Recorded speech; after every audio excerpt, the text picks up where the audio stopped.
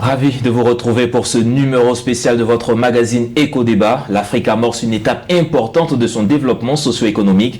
Les infrastructures sortent de terre un peu partout, Dakar, Nouakchott, Abidjan, Lagos, Addis Abeba et autres. Mais toutes ces initiatives nécessitent d'importants moyens financiers et économiques. Et les États sont confrontés ces dernières années à une pénurie de financement de la part des bailleurs internationaux. Ils sont obligés de suspendre certaines mesures de subvention à l'endroit des populations, mais aussi mobiliser davantage de ressources en interne. Et ces ressources internes proviennent majoritairement de la fiscalité, de la douane. Comment alors motiver davantage les populations à adhérer massivement et volontairement au système fiscal en vigueur dans nos États? Comment la fiscalité peut réellement impacter le développement du continent? Quelle fiscalité pour renforcer le contrat social en Afrique? C'est autour de ces questions que je reçois pour vous aujourd'hui, M. Salifou Thiem Touré. Vous êtes le directeur de l'Union douanière et de la fiscalité de la CEDEAO. Merci d'avoir accepté notre invitation. Merci. Je suis heureux d'être là. Merci. Et avec vous sur le plateau, M. Jules Tapsoba, vous êtes assistant technique auprès de la CEDEAO pour des questions de fiscalité aussi. Merci d'avoir accepté notre invitation. C'est moi qui vous remercie pour cette opportunité qui nous est offerte de parler de fiscalité. Alors, messieurs, aujourd'hui, est-ce qu'on peut dire que nos États africains arrivent aisément à lever l'impôt, à gérer la fiscalité? Est-ce qu'on peut le dire? Je dois dire que c'est compliqué. C'est une question à la fois simple et difficile parce que payer l'impôt n'est jamais facile nulle part. Voilà, c'est une contribution, c'est une part de revenu de soi que l'on verse pour la cause publique et partout c'est difficile. Mais je dois dire quand même que dans l'ensemble, il y a une acceptation générale de l'impôt par ceux qui doivent payer et des efforts sont faits ici et là pour mobiliser des ressources au niveau des recettes des portes à la douane, mais comme au niveau intérieur aussi, où les administrations travaillent en parfaite harmonie avec le secteur privé en général, qui est le premier contributeur, pour que nos États tiennent. Et je suis heureux de savoir que beaucoup d'efforts sont faits là et que les ressources internes générées par les États sont importantes, même si nous pensons qu'on peut améliorer cette trajectoire de manière à ce qu'on puisse mobiliser davantage de ressources pour le développement. Alors, on a vu le directeur général des impôts de la Côte d'Ivoire lors d'une table ronde récemment a dit qu'il ferait payer les impôts aux Ivoiriens, mais avec le sourire. Pour dire qu'il veut amener les populations à payer leurs impôts, mais vraiment dans la joie, on va le dire ainsi. Pourquoi est-ce qu'il y a ce refus ou cette petite réticence au niveau des populations quand il s'agit de payer la fiscalité? Qu'est-ce qui peut justifier cela? Bien, je pense que la fiscalité en elle-même, le fait de prélever une partie du revenu. Vous voyez, ce revenu pour les ménages, pour les individus, n'est déjà pas suffisant.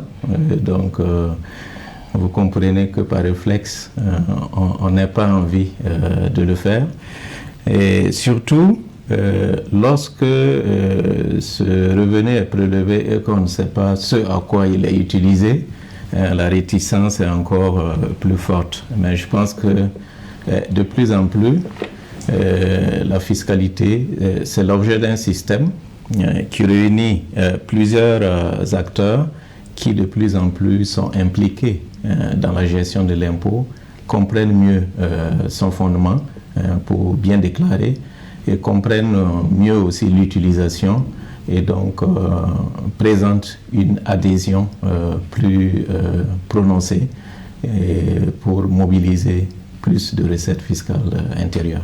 Et justement, concernant la mobilisation des recettes, on entend beaucoup dire qu'au niveau de l'Afrique, le secteur économique est beaucoup plus porté par le secteur informel où on a du mal à lever les taxes, les impôts et autres.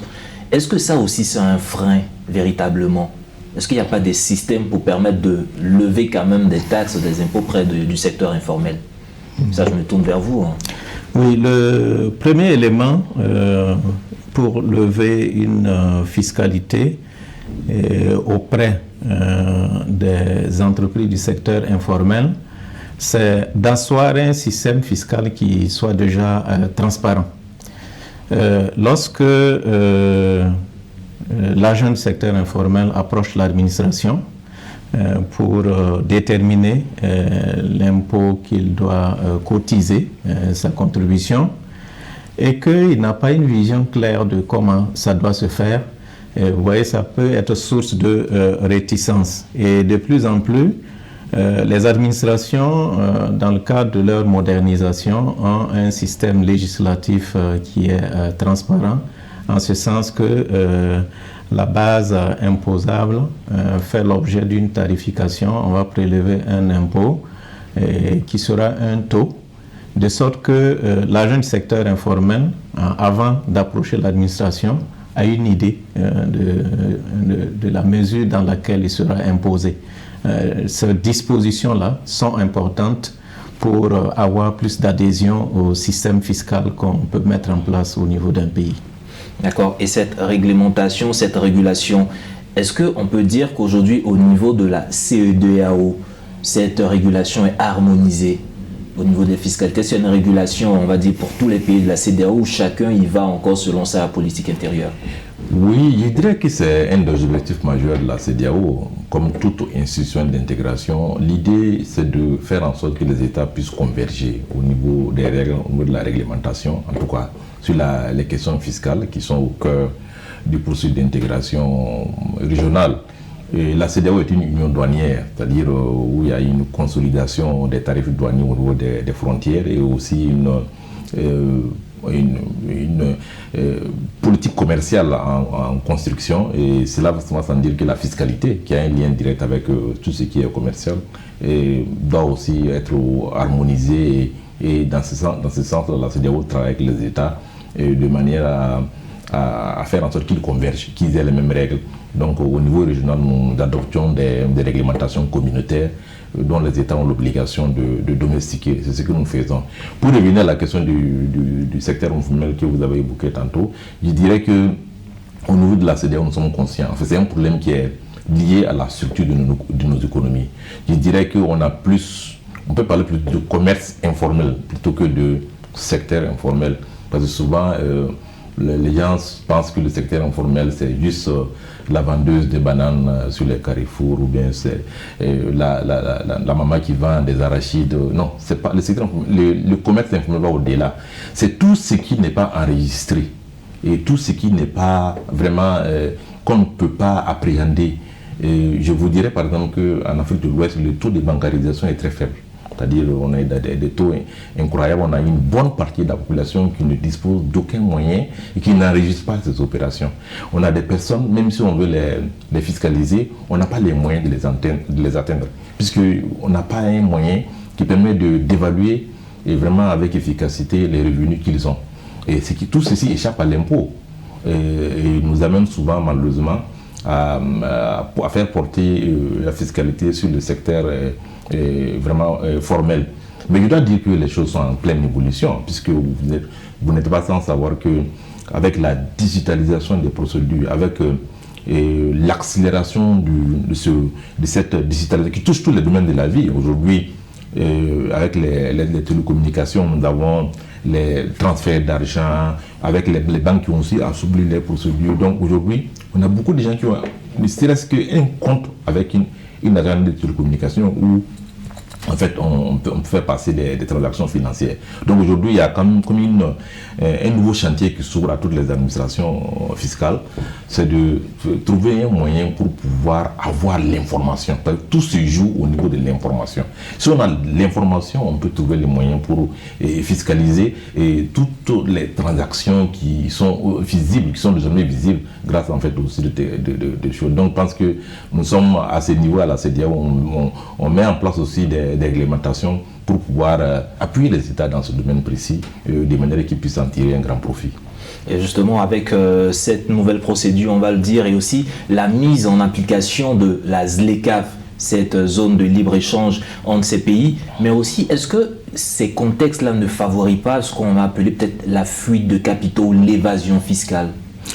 Exactement, et nous sommes conscients de ces problèmes, parce qu'aujourd'hui, nous parlons de transition fiscale.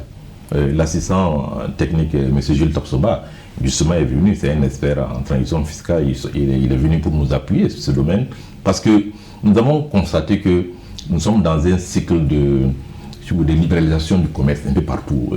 Aujourd'hui, nous sommes tous d'accord, il y a un consensus mondial que c'est par les échanges entre les États et qu'on peut vraiment créer vraiment le développement dans tous ces sens.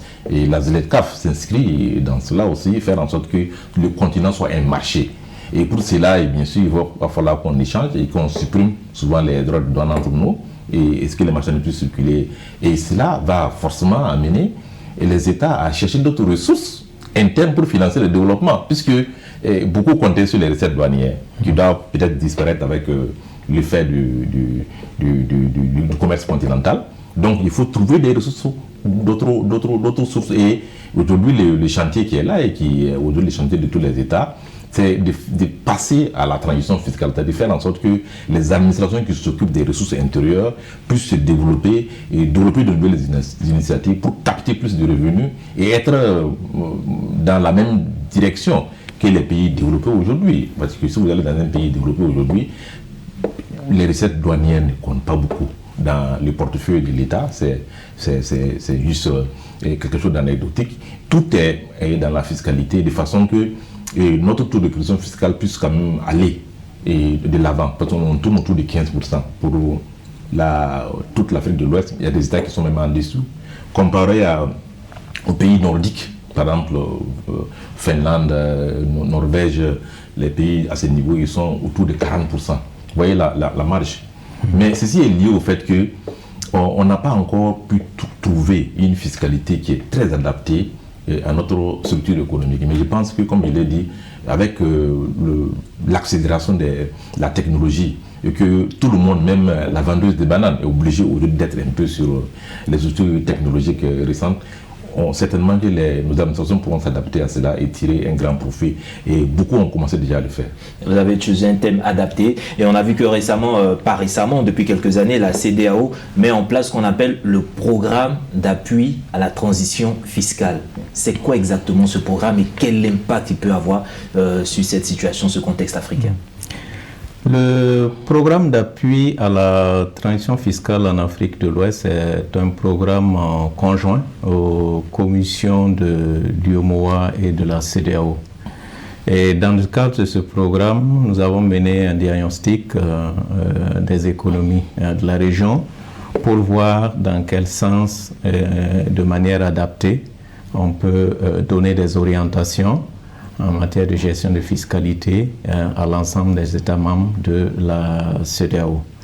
Ce diagnostic nous a permis de constater que la TVA, par exemple, représentait le tiers des recettes fiscales et que dans ce domaine-là, il y avait un travail à faire pour harmoniser la TVA et pour identifier des bonnes pratiques de gestion de la TVA qui peuvent être mutualisées par l'ensemble des États membres et optimiser la mobilisation des recettes pour cette taxe indirecte. Ça, c'est un premier domaine d'action du PATF.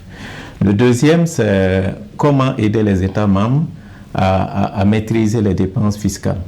Les dépenses fiscales, c'est comment gérer les exonérations fiscales de biens et de services, et puis surtout comment mettre en place un système efficace et incitatif pour les entreprises qui investissent. Et lorsque vous accordez des avantages fiscaux à des entreprises, il faut un dispositif pour les suivre. Et je crois que des outils ont été développés depuis 2020 avec l'ensemble des acteurs des États membres de la CEDEAO. Et aujourd'hui, nous pouvons dire qu'il y a une nouvelle directive pour la TVA, pour renforcer la gestion de cette taxe.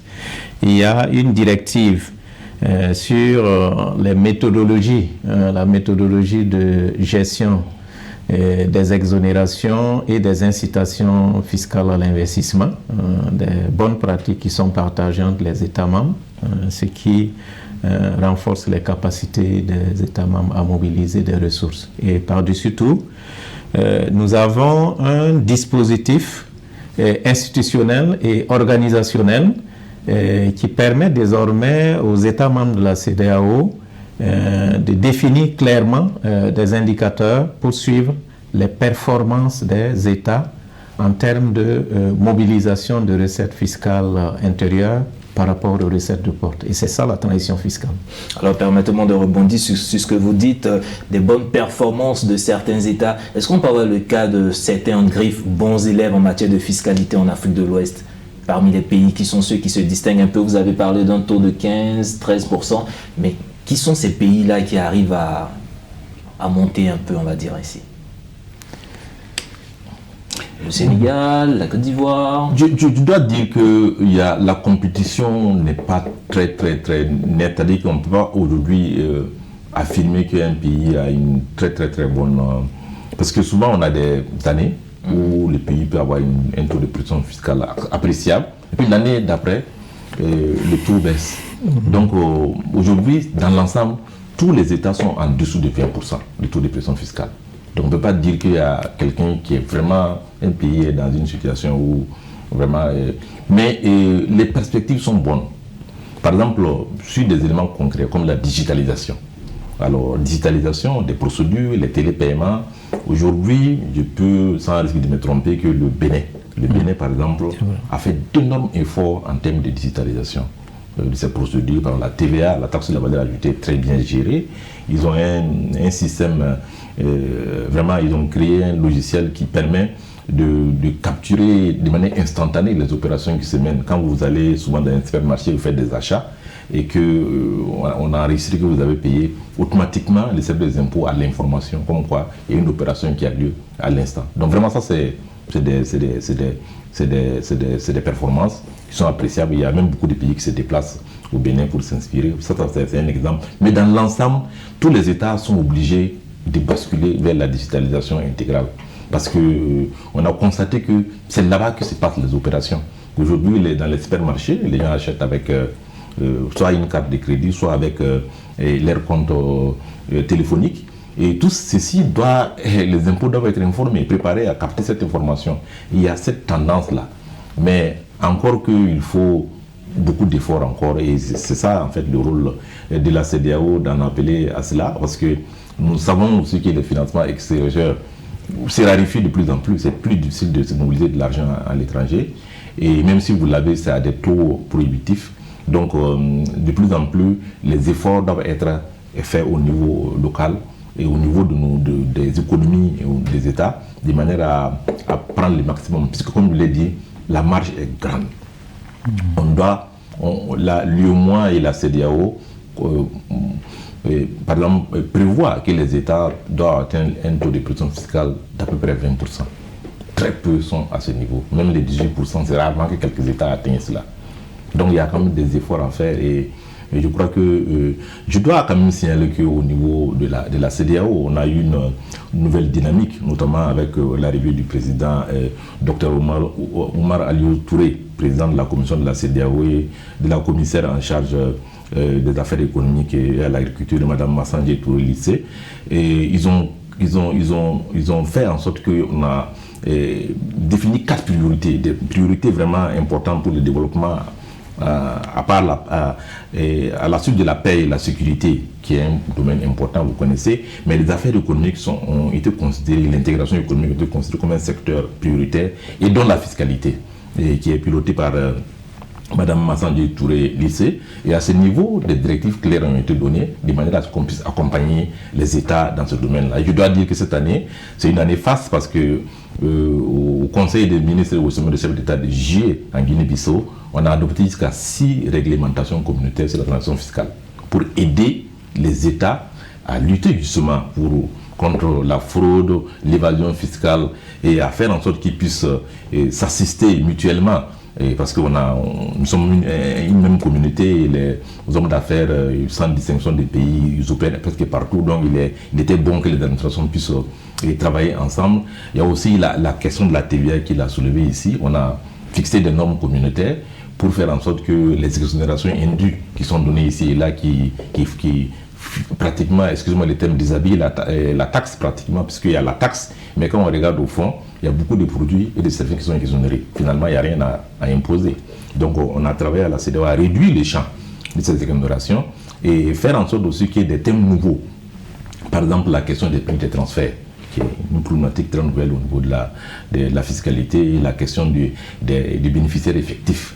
Parce qu'on a constaté qu'il y a des entreprises qui existent et il est difficile de connaître les vrais propriétaires de l'entreprise à cause des prête-noms ou des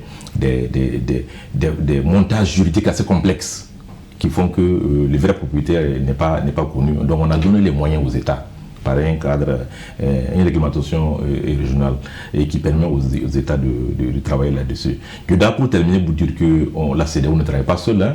On a été dans ce cadre-là, à part le cabinet Limpico-Sal, dont le monsieur Tapsoba est un élément, nous avons aussi bénéficié de l'appui de l'OCDE.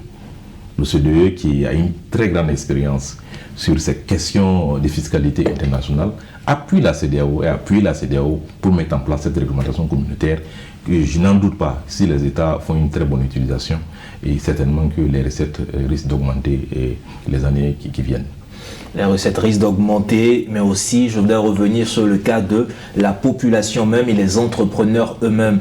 Comment réussir aujourd'hui à les motiver véritablement à régulariser leur situation, à payer leurs impôts, leurs taxes sans avoir peur? Est-ce qu'il y a des campagnes de sensibilisation à leur endroit? Comment est-ce que la fiscalité leur est expliquée?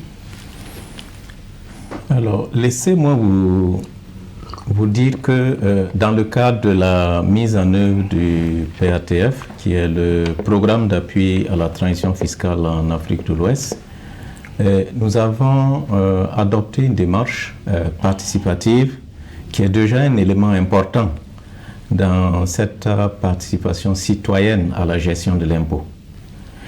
Pour mettre en place ces outils régionaux de gestion de la fiscalité, rappelés par le directeur Tientoré tout à l'heure, la directive sur la TVA, la directive sur les dépenses fiscales, le cadre institutionnel et organisationnel de gestion et de suivi de la transition fiscale, et toutes ces directives-là aussi sur une meilleure gestion de la fiscalité intérieure. Nous avons fait participer les sociétés privées, les représentants des organisations de la société civile et les parlementaires. De sorte qu'aujourd'hui, lorsque vous prenez une directive qui va être transposée dans un pays, si la même dynamique est adoptée par les points focaux qui sont au niveau des différents pays, je pense que c'est un atout important de mobilisation des acteurs dans la collecte des ressources pour financer les dépenses collectives là, de l'État. Je crois que cette participation est déjà un point de départ important. Et après avoir élaboré des textes qui sont des orientations au plan régional, il faut les transposer. Il faut avoir des échanges avec les administrations fiscales et douanières, avec les autres parties prenantes en termes de sensibilisation pour qu'ils comprennent mieux la façon dont il faut prélever l'impôt. Et dans cette sensibilisation, les régies de recettes, le plus souvent, je crois que c'est important de le souligner.